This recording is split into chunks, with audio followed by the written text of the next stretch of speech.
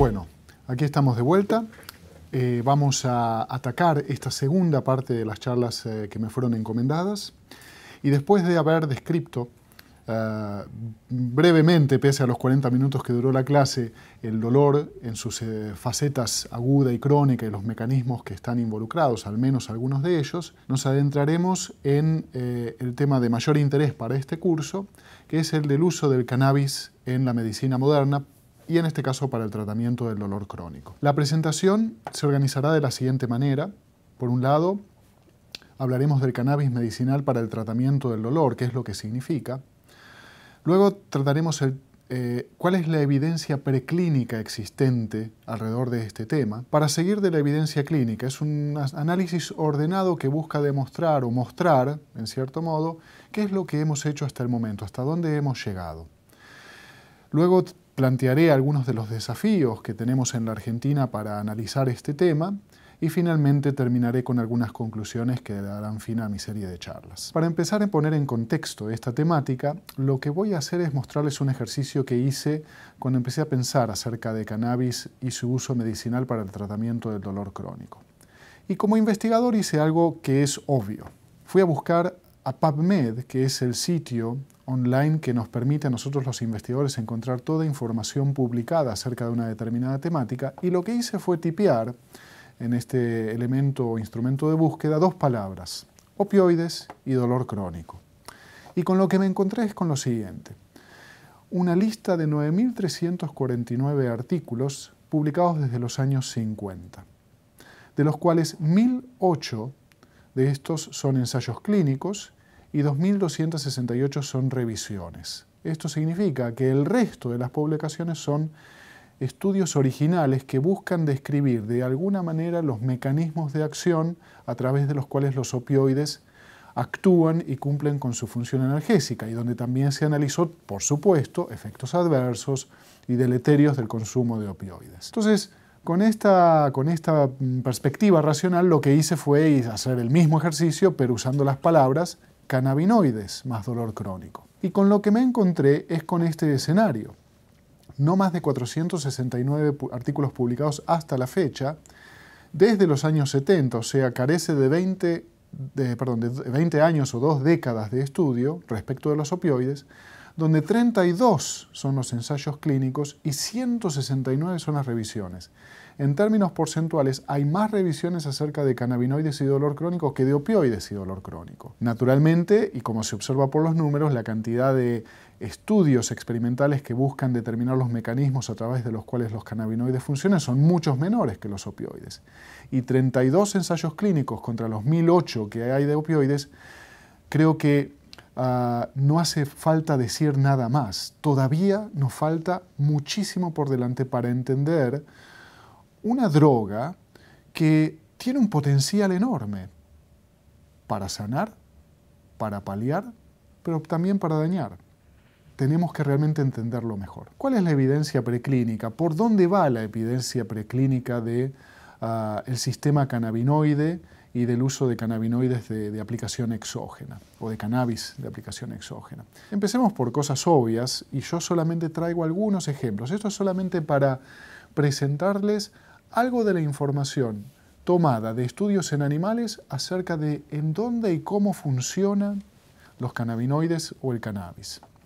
Por un lado, es interesante para el científico y el médico saber que existen receptores cannabinoides, un concepto que, al igual que le pasó a los opioides, por un tiempo era desconocido. Se entendía, se intuía que si hay opioides y cannabinoides endógenos, debiera haber receptores que sensaran la presencia de ese compuesto químico, pero no se conocían cuáles eran los receptores. Pero con el correr de los años y la mejora en las técnicas de experimentación, se logró determinar que existen dos receptores asociados al sistema cannabinoides. Estos son CB1 y CB2, receptores cannabinoides de tipo 1 y de tipo 2. Y aquí se muestra en esta diapositiva una imagen de un ganglio anexo a la raíz dorsal de una rata, donde se muestra la expresión, en color verde se ven las neuronas positivas para este receptor. En este gráfico se muestra la distribución en cuanto a los tamaños de esas neuronas que expresaban ese receptor. Esto a los investigadores nos interesa para determinar los tipos neuronales que expresan diversas moléculas, porque esos tamaños también definen muchas veces la modalidad sensitiva que esas neuronas transmiten. En otro estudio también se determinó la coexpresión con marcadores, por ejemplo, CGRP, que es un péptido llamado péptido relacionado al gen de la calcitonina que caracteriza a muchas neuronas aferentes primarias, y esolectina B4, que es un marcador adicional. Aquí lo que yo quiero resaltar es la distribución de las neuronas, y fíjense que en negro se ven las neuronas CB1 positivas. Y fíjense que al contrario de esta tabla superior, en donde todo se ve reducido principalmente a neuronas de pequeño y mediano tamaño, en este otro estudio se describió en neuronas de pequeño y mediano tamaño, pero también en varias de mayor tamaño. ¿Por qué resalto esto? Dos estudios diferentes muestran dos escenarios que no son divergentes, pero que muestran algunas diferencias.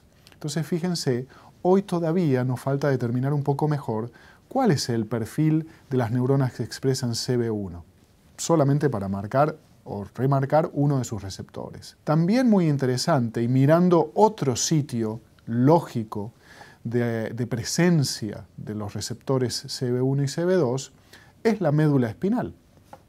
Esa médula que contenía esas neuronas secundarias que yo mencioné anteriormente y que reciben la información sensitiva desde la periferia y que después la retransmiten hacia niveles superiores del neuroeje. Pues bien, haciendo análisis en animales transgénicos, lo que se observó, esto está muy chiquitito, no quiero que ustedes le presten tanta atención a lo que se ve, solamente lo pongo aquí para ejemplificar que existe, que es data fotografiada, pero se las describo. Se observó que tanto neuronas de la médula espinal positivas para marcadores glutamatérgicos, entonces neuronas excitatorias, y por otro lado, neuronas positivas para un marcador de neuronas GABAérgicas, es decir, neuronas inhibitorias, lo que muestra es que un grupo de esas neuronas es positiva para el receptor CB1. En otras palabras, en la médula espinal, neuronas inhibitorias y excitatorias expresan un receptor cannabinoide, y eso es muy importante porque significa que si el receptor cannabinoide es activado en una neurona excitatoria, lo más probable es que su actividad se deprima. Y por el contrario, es posible que los receptores cannabinoides expresados en neuronas inhibitorias potencien su acción inhibitoria a nivel local. Eso explica, en cierto modo, por qué el sistema endocannabinoide se halla presente en la médula espinal, precisamente para regular el flujo de información dolorosa que todavía no llegó a nuestra conciencia siquiera. Por supuesto, también nos interesa saber si esto es un sistema plástico. Ustedes recordarán que yo he mencionado que cuando se lesiona un nervio periférico, la expresión de distintas proteínas en las neuronas aferentes primarias cambia. Y lo que se ha observado es que el sistema cannabinoide no escapa a esa realidad. Así, les muestro aquí en esta diapositiva unas imágenes tomadas de ganglios anexos a la raíz dorsal de la rata, procesados por hibridación in situ para ver el mensajero, identificar el mensajero de CB1 en este caso en neuronas aferentes primarias, y comparado con los animales control, lo que se observa con el paso de los días en animales con inflamación tisular periférica es que la expresión de este receptor aumenta. Eso se ve también ejemplificado en la tabla que acompaña a la figura. Entonces, CB1 responde plásticamente a la presencia de una inflamación periférica a nivel de los ganglios anexos a la raíz dorsal. Por el contrario, una neuropatía periférica, aquí es, por ejemplo, el seccionado del nervio ciático o la compresión del nervio ciático, y analizado en relación con el receptor CB2, muestra que en condiciones normales CB2 no se expresa en neuronas aferentes primarias de esos ganglios anexos a la raíz dorsal de la rata. Pero la axotomía o la compresión del nervio aumenta dramáticamente la expresión de este receptor, que con el tiempo luego empieza a decaer.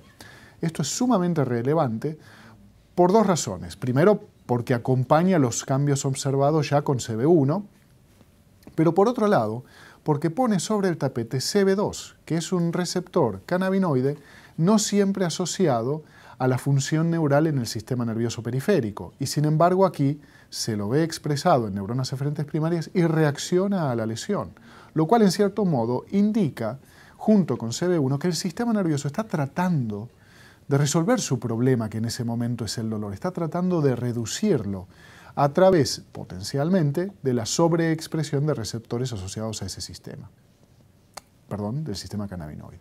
La evidencia preclínica también viene de la mano del uso de ratones transgénicos, en este caso de los ratones knockout. Los ratones knockout, para explicarlo brevemente, son ratones que son modificados genéticamente para no expresar un determinado tipo de gen. En este caso, el gen elegido fue el receptor de tipo 1 cannabinoide CB1. ¿Y qué es lo que se observó en estos animales? Lo primero que se hizo fue analizar cuál es su grado de respuesta frente a la presencia de un estímulo sensitivo, como puede ser el frío y el estímulo mecánico. En el caso del estímulo frío, que se utiliza o que se logra estimulando la patita de los animales con una gota de acetona, que al evaporarse genera un estímulo frío muy característico, lo que se observó es lo siguiente, que comparando tres grupos animales, que en este caso fueron, en negro, los ratones completamente normales, en azul oscuro, ratones con una delesión parcial, eso significa que mantienen el 50% de las copias del receptor CB1, y en celeste o azul más claro, CB1 knockout, que son ratones que carecen completamente del CB1, lo que se observó es que los animales knockout expresan o refieren, a través de los signos que muestran, un incremento en la sensibilidad al frío en comparación con sus compañeros también analizados. Por el contrario, en cuanto al estímulo mecánico, no hubo grandes diferencias entre los grupos experimentales. En cierto modo, solamente se observó un cambio en el registro de la temperatura y de la temperatura fría. Por otro lado, en estos mismos animales lo que se hizo fue inducirles una lesión. En otras palabras, no solamente interesaba saber qué pasaba con el animal normal, interesaba saber qué pasaba con un animal que sufriera una lesión y no tuviera el receptor CB1. Utilizando los mismos tests, el test de acetona y el test de von Frey, explico brevemente el test de von Frey, en el ratón o en la rata, se usan filamentos de distinto grosor que se aplican sobre la patita del animal y dependiendo del grosor y del grado de respuesta del animal se puede establecer si un grosor finito o delgadito evoca una respuesta que puede ser interpretada como alodinia. En los animales que no sienten dolor, uno va avanzando en el grosor de los pelos y eventualmente en algún momento levanta la pata del animal y el animal ni se inmuta. Pero en el animal con dolor es cada vez más fino el filamento que se usa y que evoca una respuesta de rápida retirada. Eso se considera como alodinia. Esto es lo que se estudió en este caso. Entonces, observando el test de acetona, lo que se observó es que todos los grupos desarrollaron alodinia al frío. En términos generales, el lado contralateral y animales control tiene que estar cerca del 0. Y sin embargo, acá todos los tres grupos experimentales evaluados tuvieron valores que inclusive fueron aumentando en el tiempo. O sea, desarrollaron alodinia al frío. Lo que no llamó la atención es que los animales que carecen del receptor CB1 pues expresaban inclusive una alodinia mayor, muchísimo más severa que los otros animales. Hasta aquí vamos bien. ¿Qué pasó cuando se estudió la respuesta de los animales frente a un estímulo mecánico? Los animales lesionados que presentan o contienen en su organismo CB1 desarrollaron una alodinia esperable, alodinia mecánica esperable. Pero los animales knockout, ya sea parciales o totales, empezaron a mostrar una recuperación de su dolor. En cierto modo, se sentían menos afectados por ese estímulo mecánico. Y aquí hubo una divergencia, porque eso, si lo miramos desde la perspectiva del animal sin delesión de su receptor CB1, la presencia del CB1 conlleva en cierto modo al dolor. Y si uno delesiona o elimina el receptor CB1, entonces le ayuda al ratón a no tener tanto dolor. En cierto modo esa es la divergencia que se produjo entre estos resultados. Entonces esto llevó a pensar que realmente no todo es tan simple como uno parece y no siempre la acción de los receptores cannabinoides va a ser la misma quiere decir que va a depender del estado en el cual ese individuo, que en este caso es un ratón, pero el día de mañana puede ser un ser humano, se encuentre.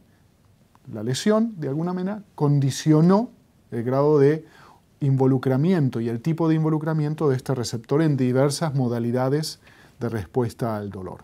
En suma, para terminar toda esta descripción de la etapa preclínica, ya tenemos mucha información, pero mucha no significa suficiente ni toda la que debiéramos tener. Sabemos que existe expresión de los receptores cannabinoides en distintas regiones de la neurona aferente primaria. Esto solamente está ejemplificando a una neurona aferente primaria, pero también tenemos muchísima información de expresión y de cambios de expresión por lesiones en médula espinal, en tronco del encéfalo, en distintas áreas corticales. Tenemos que ir por más, indudablemente. ¿Qué otro aspecto es relevante en el contexto de la información preclínica que tenemos y para mostrar cuán difícil es este tema? Por un lado, ya se sabe que los cannabinoides, los receptores cannabinoides, son capaces de dimerizar con varios otros receptores. La dimerización en términos de señalización biológica significa que dos receptores diferentes, ya sea por proximidad física o por relación existente entre vías intracelulares, interactúan. Eso significa que ese receptor cannabinoide puede estar influenciando la función de otro receptor que puede ser potenciador del dolor o inhibidor del dolor. Entonces ya no solo se reduce todo a entender cómo el receptor CB1 y el receptor CB2 actúan, más bien per se, o sea, una vez que son activados por los cannabinoides o el cannabis, sino qué tipo de otras relaciones tienen con otros receptores y en qué estado están esos receptores en el momento de ser activado el receptor CB1 o CB2. Creo que queda claro que eso agrega complejidad a la modulación que los cannabinoides ejerzan en cualquier sistema neurobiológico del cual estemos hablando. Pero el segundo punto es este. Fíjense, esto está detallando de manera muy simplificada los distintos compuestos que pueden ser encontrados en cannabis. CBD, THC y otros distintos compuestos. Y la relación que ocurre, no solamente de índole biológica, es decir, si inducen la proliferación de células del hueso, si actúa sobre células inflamatorias, o si es antiproliferativo, o si es analgésico, o lo que sea, sino además los tipos de receptores o vías intracelulares tocadas por la activación de esos receptores CB1 y CB2. Y aquí aparecen receptores como TRPV1, canales de calcio sumamente importantes en neurotransmisión, factor de necrosis tumoral alfa, un factor extremadamente involucrado con procesos inflamatorios, receptores GABAérgicos. Probablemente ustedes puedan nombrar cualquier receptor y va a haber interacción con los receptores cannabinoides. Entonces esto, el único objetivo que tiene para mostrarles dónde estamos parados en la preclínica, que sabemos de estas muchas interacciones, todavía no conocemos todas, pero todavía no sabemos el detalle de cómo se está dando todo esto, y vuelvo al mismo punto de siempre, cómo estas interacciones están modificadas en cada condición patológica en particular. Dolor, epilepsia, depresión, ansiedad, lo que sea. Es mucho lo que tenemos por delante para entender desde el estudio en la rata y el ratón. Tornemos ahora hacia la evidencia clínica. Hablemos del dolor experimental, o sea, de aquellos ensayos clínicos en los cuales se tomaron pacientes o individuos que voluntariamente accedieron a ser expuestos a una condición de dolor y al mismo tiempo se les administró de distintas maneras cannabinoides o sus derivados.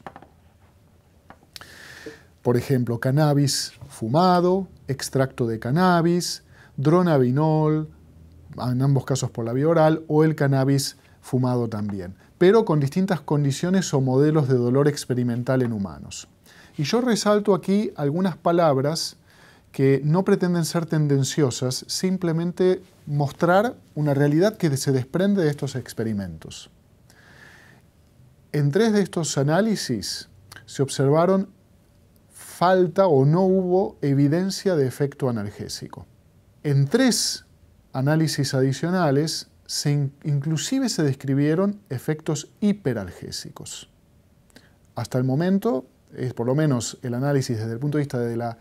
del dolor experimental practicado en humanos, las cosas no parecen ser muy promisorias para el cannabis. Sin embargo, en 2 de estos estudios se habló de algo que es muy interesante. Se habló de efectos inhibitorios sobre la matriz del dolor y la conectividad cerebral.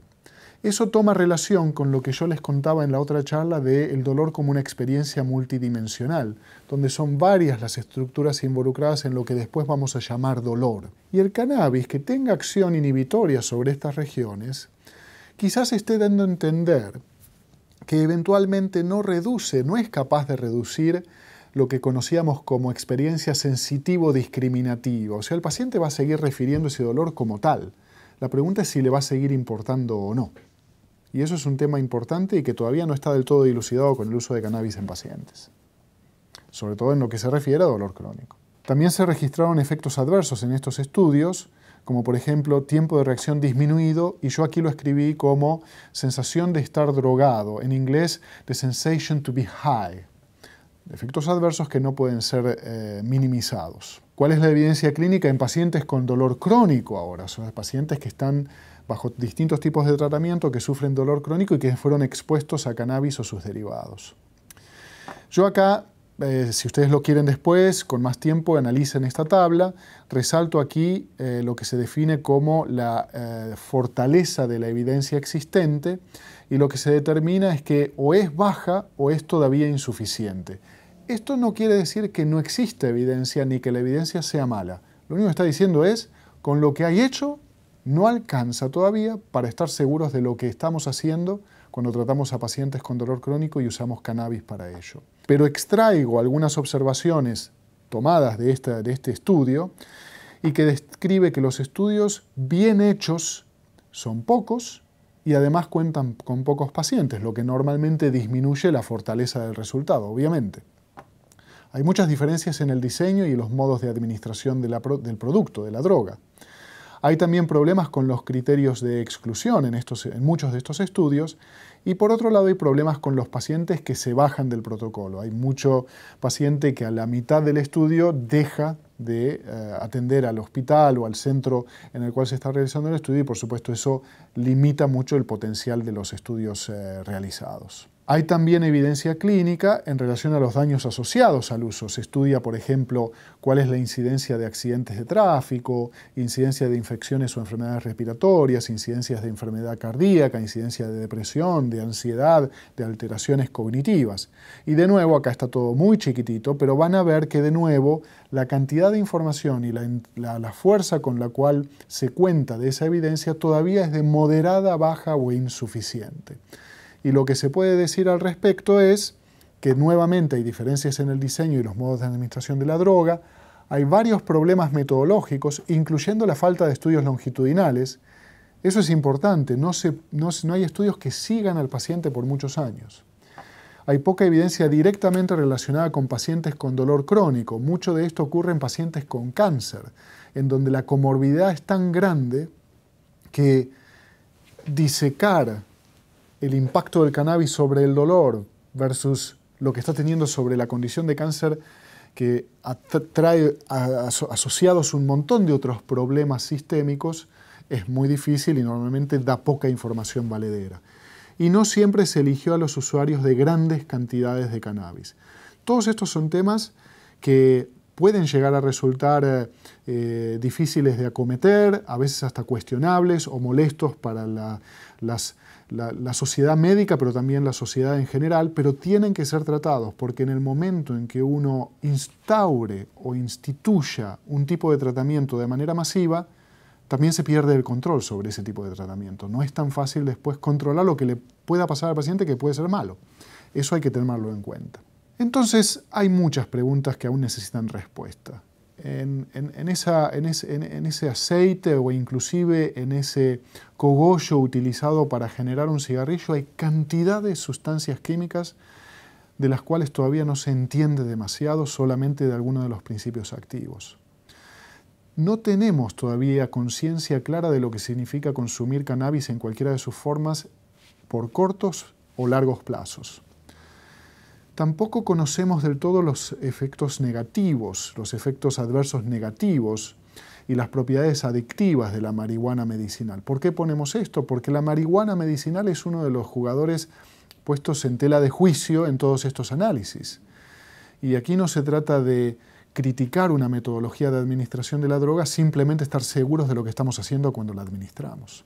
Todavía nos falta muchísimo saber desde lo preclínico, todavía tenemos que entender mucho de cómo es que ese sistema endocannabinoide reacciona frente a la administración de cannabis exógeno. Dolor visceral, retratado en esta imagen que hice aparecer aquí, es un tema totalmente pendiente. Hoy en el mundo la evidencia clínica y preclínica sobre dolor crónico pasa por lo que es dolor somático, como les describí en la presentación pasada, y es además evidencia moderada. Dolor visceral no hay nada. Y dolor visceral es un tema serio en el campo del dolor en pacientes a lo largo de todo el mundo. Tampoco tenemos mucha idea de cuál es el impacto de la administración de cannabis en las distintas etapas de la vida.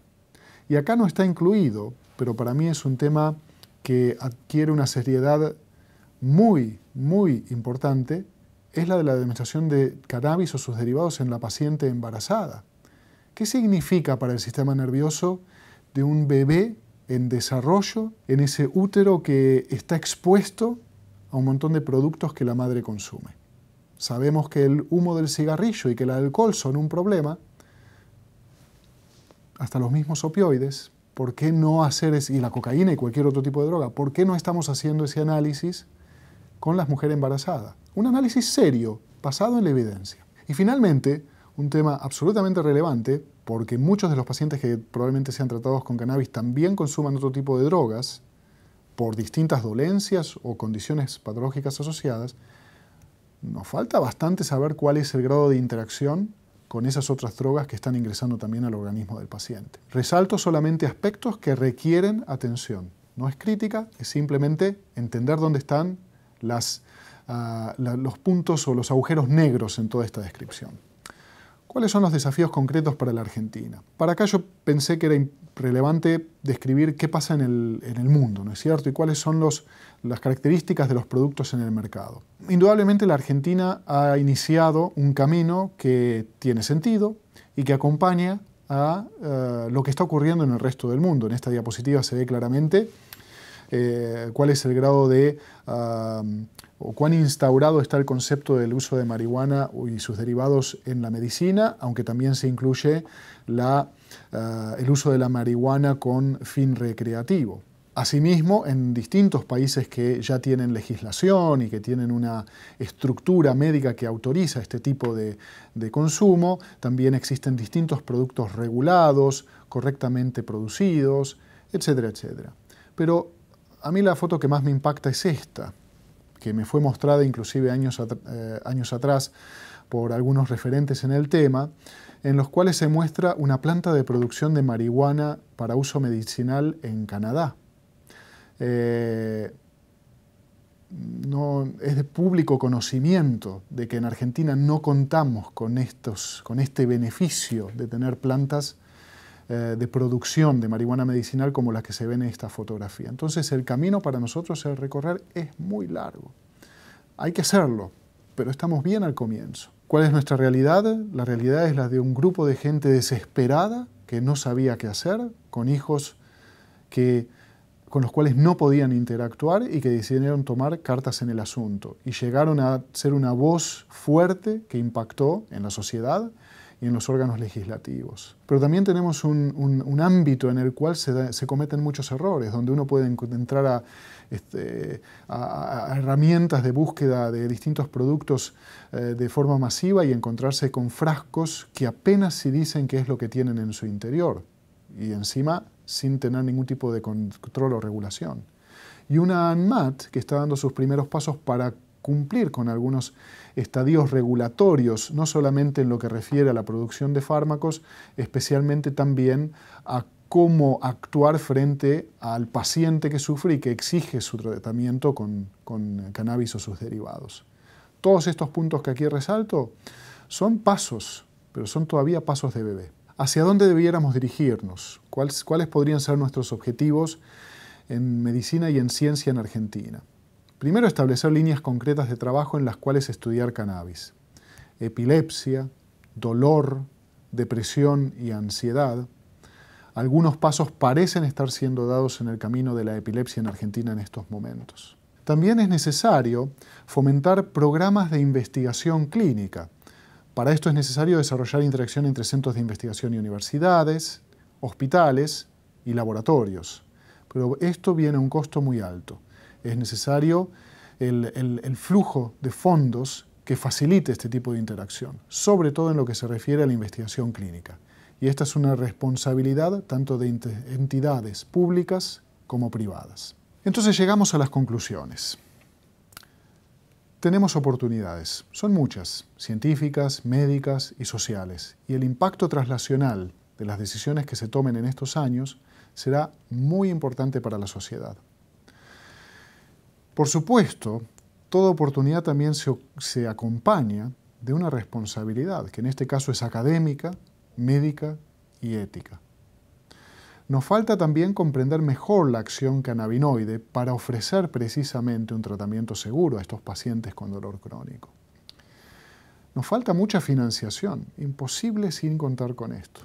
Es condición para poder hacer ciencia de calidad y poder llegar al paciente con datos y productos seguros y adecuados. También es importante que los mecanismos regulatorios respondan con agilidad a los distintos pedidos que vayan ocurriendo de ensayos clínicos o la producción de medicamentos bajo condiciones controladas. Esto también será de gran importancia para hacer avanzar este campo de estudio y de tratamiento de los pacientes.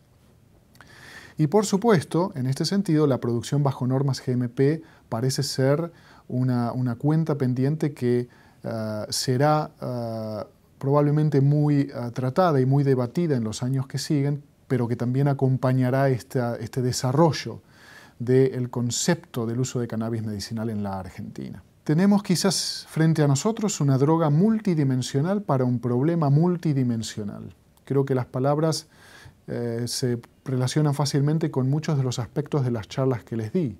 Una droga que es capaz de actuar en muchos sitios al mismo tiempo en el sistema nervioso, a través de distintos mecanismos moleculares, sobre un entramado neurobiológico que procesa el dolor que también es muy diverso. Entonces aquí la oportunidad es muy grande. Pero ¿cuánto debemos confiarnos de esto? Y esto es solamente para presentar el caso. En el 2017 se presentó este estudio en un journal muy respetado, que es Cannabis como un sustituto de las drogas de prescripción, un estudio de sección cruzada. Y lo que se destaca en este estudio es que el uso del cannabis medicinal aumenta, esto es un estudio en Estados Unidos, principalmente para dolor, ansiedad y depresión. Y la data que empieza a emerger sugiere que el uso y abuso de drogas de prescripción podría estar disminuyendo en los estados en los cuales el cannabis está legalizado. Esto es importante porque hay en cierto modo hoy una crisis de consumo ilegal o exceso de consumo de drogas opioides para el tratamiento del dolor crónico, y poder disminuir ese nivel de consumo es un dato muy importante, muy relevante y que no puede pasar desapercibido. Pero ¿dónde está la contracara? Este otro estudio, donde se analizan los desórdenes neurológicos asociados al uso de cannabis, describen que se ha notado que el uso de cannabis medicinal podría estar llevando a efectos paradójicos dependiendo en la cantidad de sus principios activos, en concreto THC.